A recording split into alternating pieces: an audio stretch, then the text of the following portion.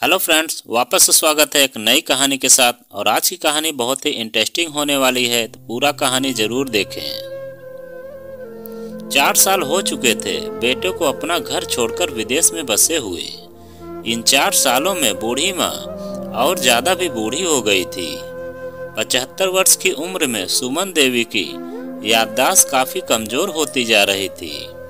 उन्हें रोजमर्रा की चीजें याद न रहती, लेकिन जो उन्हें हमेशा याद रहता वह था उनका बेटा। दिन हो या रात, एक पल भी ऐसा न होता जब उन्हें अपने बेटे की याद न आती। दूसरी तरफ बेटा था जो साल भर में 1-2 बार अपने माँ को फोन कर लिया करता और 1-2 मिनट से ज्यादा बातें भी न किया करता। फिर भी वह बूढ़ी माँ टकटकी लगाए अपने बेटे का इंतजार करती रहती। एक दिन बेटे का विदेश से फोन आया। हेलो हेलो, सुन रही हो ना माँ? मयंक बोल रहा हूँ, तुम्हारा बेटा। कैसी हो माँ? मैं ठीक हूँ बेटा। तुम, बहू और मेरा पोता कैसा है?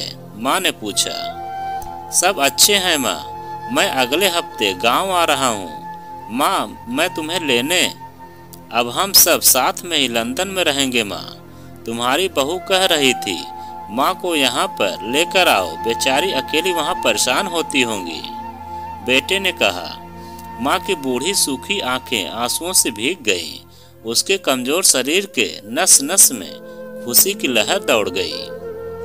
बेटे और बहू का अपने प्रति प्रेम देखकर माँ का मन खुशी से भर आया। बेटे ने आगे कहा, माँ तैयार रहना माँ, मुझे ज्यादा दिन छुट्टी नहीं है। जिससे पैसे लेने देने हैं लेकर रखना, तब तक मैं प्रॉपर्टी डीलर से बात कर लेता हूँ घर के लिए। घर के लिए? माँ ने पूछा। हाँ माँ, गांव का घर हमें बेच देना पड़ेगा। अब हम साथ में ही रहने वाले हैं, तो वहाँ पर घर रखने का कोई मतलब नहीं है माँ, बेटे ने कहा। बुढ़ापे की वजह से ठीक से चलने में असक्षम माँ ने पूरे मोहल्ले में घूम घूम कर अपने इस खुशखबरी को सबको सुनाया। सभी को खुशी हुई। सबको लगा माँ जी के आखिरी दिन अपने परिवार के साथ खुशी से बीत जाएंगे। घर वापस आकर माँ ने अपने घर के कोने कोने को ऐसे देखा जैसे वह अपने दूसरे बेटे को देख रही हो। देखे भी न क्यों न, उस घर को अपने बेटे से कम थोड़ी समझा था।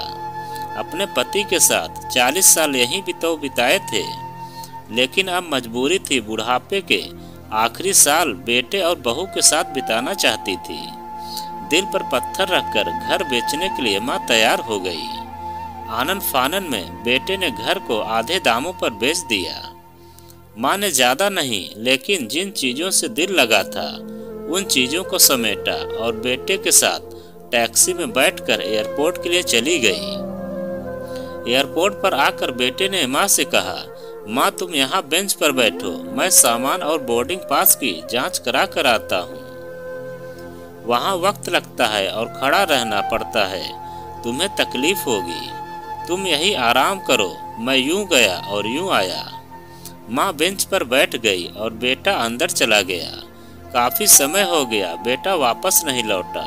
माँ सोचने लगी ज्यादा भीड़ होगी, इसीलिए देर लग रही होगी। अंधेरा होने को आया, अब तो लोगों की चहलकदमी भी कम होने लगी। माँ को अब चिंता होने लगी। एक कर्मचारी ने आकर पूछा, किससे मिलना है माँ जी आपको? यहाँ पर क्यों बैठी हैं? डरती हुई आवाज में सुमन देवी बोली, मेरा बेटा अंदर सामान की जांच कराने गया है, लंदन जा रहे हैं हम। क्या नाम है माँ जी आपके बेटे का? कर्मचारी ने पूछा। मयंक नाम है मेरे बेटे का, सुमन जी ने बताया। कर्मचारी अंदर गया और थोड़ी देर बाद बाहर लौटा। उसने सुमन जी से कहा, माँ जी लंदन जाने वाली फ्लाइट तो दोपहर में ही जा चुकी है और आपका बेटा भी उस फ्लाइट में बैठकर लंदन जा चुका है। अब आपके यहाँ बैठने का कोई मतलब नहीं है, आप भी अपने घर चली जाइए। क्या जा चुका है? और क्या मैं घर जाऊं? घर? माँ की आंखों से आंसुओं के सैलाब उठने लगे। जैसे तैसे माँ घर पहुंची तो अब उसका था ही नहीं, बिक चुका था। वो वहीं बरामदे में तुलसी के पास सो गई। घर के नए मालिक को उस पर दया आई तो एक कमरा किराए से उसको दे दिया। पेंशन के पैसों से खाना और किराए का बंदोबस्त हो जाता था। दिन बीतने लगे। कुछ दिनों बाद घर के नए मालिक ने सुमन देवी से कहा, माँ जी, आप अपने रिश्तेदारों के यहाँ पर जाकर क्यों नहीं रहती? इस उम्र में आपके लिए वही अच्छा होगा। अच्छा तो होगा, लेकिन अगर मेरा बेटा वापस आया तो उसका ख्याल कौन रखेगा? मेरा बेटा बहुत भोला है, उसे अपना ख्याल रखना बिल्कुल नहीं आता। मैं कहीं नहीं जाऊंगी, क्या पता कब उसे मेरी जरूरत पड़ जाए, माँ ने कहा। यह सच बता रहा हूँ। माँ की ऐसी बातें सुनकर मेरी आंखों में आंसू आ गए। किसी ने सच ही कहा है, पूत कपूत हो सकता है, लेकिन माता कभी कुमाता नहीं होती। दोस्तों, आप सभी से हाथ जोड़कर विनती करता हूँ, अपने माता पिता की जितनी हो सके सेवा करना, उनके साथ कभी बुरा बर्ताव मत करना। तो दोस्तों, यह कहानी आपको कैसी लगी कमेंट में लिखकर हमें ज़रूर बताएं।